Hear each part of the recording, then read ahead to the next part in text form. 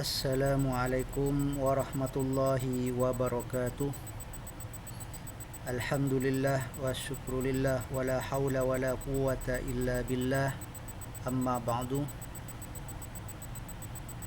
Anak-anakku kelas 6 yang dirahmati Allah Subhanahu wa taala, bagaimana kabar kalian?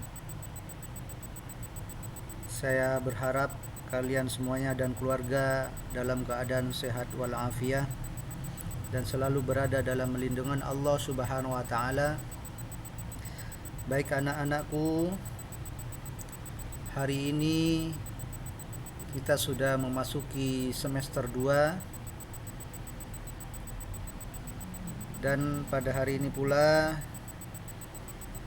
kita akan mempelajari materi fikih terkait jual beli.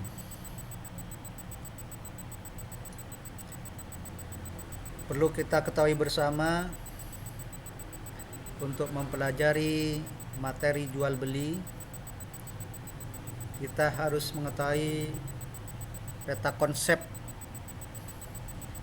yang untuk acuan kita dalam mempelajari materi fikih bab jual beli ini. Apa yang harus kita pelajari? Yang pertama adalah pengertian jual beli.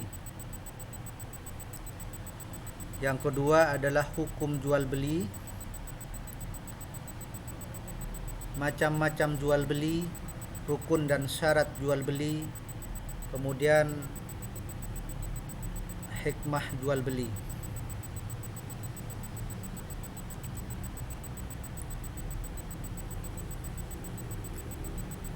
Allah Subhanahu wa taala telah menciptakan manusia untuk saling membutuhkan satu sama lain.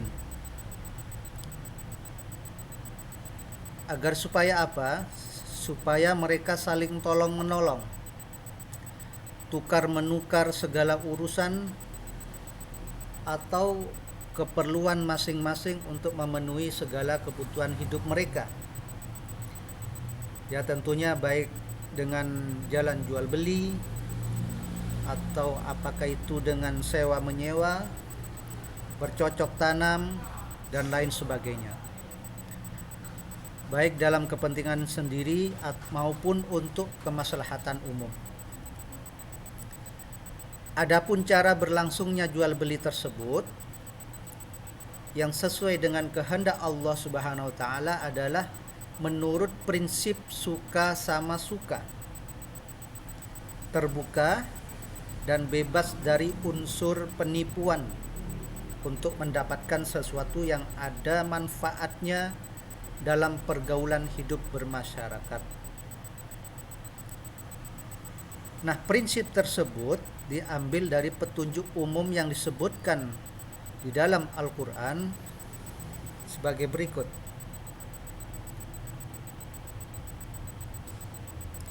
Allah Subhanahu wa taala berfirman, A'udzu billahi minasyaitonir rajim. Ya ayyuhalladzina amanu la ta'kulu amwalakum bainakum bil batil illa an takuna tijaratan an taradin minkum. Yang artinya, wahai orang-orang yang beriman, janganlah kamu saling memakan harta sesamamu dengan jalan yang batil atau tidak benar, kecuali dalam perdagangan yang berlaku atas dasar suka sama suka di antara kamu. Quran surat An-Nisa ayat 29.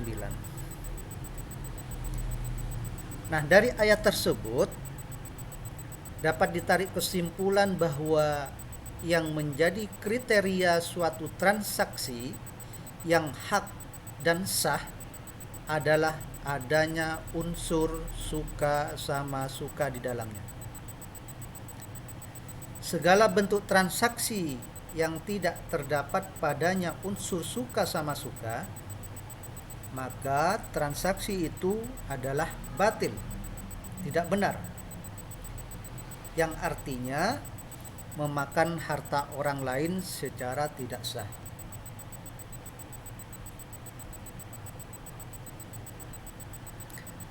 Anak-anakku yang saya sayangi, kebutuhan hidup manusia dikelompokkan dalam dua macam, yaitu kebutuhan pokok dan kebutuhan tambahan. Salah satu cara untuk memenuhi kebutuhan hidup tersebut, manusia melakukan jual beli. Sejak zaman dahulu manusia telah melakukan jual beli meskipun dengan cara yang sederhana.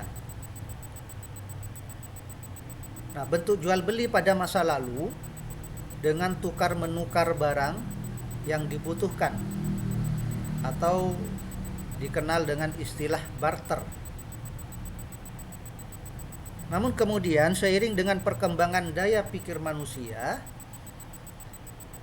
bentuk jual beli mengalami perubahan dari sekedar tukar menukar barang menjadi menukar barang dengan alat tukar yang disepakati bersama, yaitu uang. Pada masa sekarang, tempat dan cara berjual beli juga mengalami perubahan. Jual beli yang kita lakukan sehari-hari menggunakan mata uang sebagai alat tukar yang sah. Dengan uang, kita dapat membeli barang yang kita perlukan. Namun, dalam berbelanja, kita harus pandai berhemat. Ingat, Allah Subhanahu wa Ta'ala tidak menyukai orang-orang yang berlebihan. Oleh karena itu, kita harus berhemat dan menerapkan pola hidup sederhana dalam kehidupan sehari-hari. Allah Subhanahu wa Ta'ala berfirman, "Kulu wasrabu wa la tusrifu, innallaha la yuhibbul musrifin." Makanlah dan minumlah dan jangan berlebih-lebihan. Sesungguhnya Allah tidak menyukai orang-orang yang berlebihan.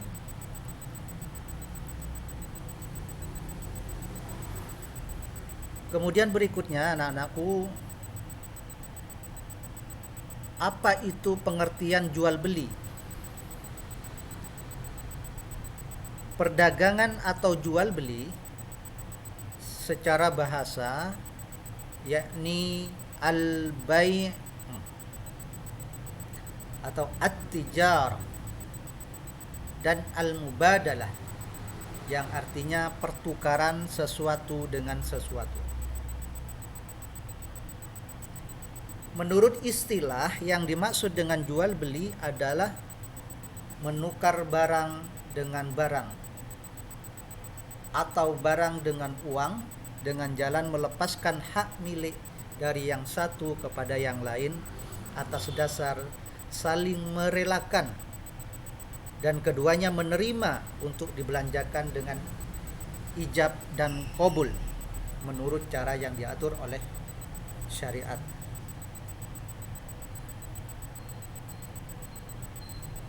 Nah, menurut madhab Hanafiyah, jual beli adalah pertukaran harta atau dalam bahasa Arab disebut mal dengan harta yang lain, yaitu dengan menggunakan cara tertentu.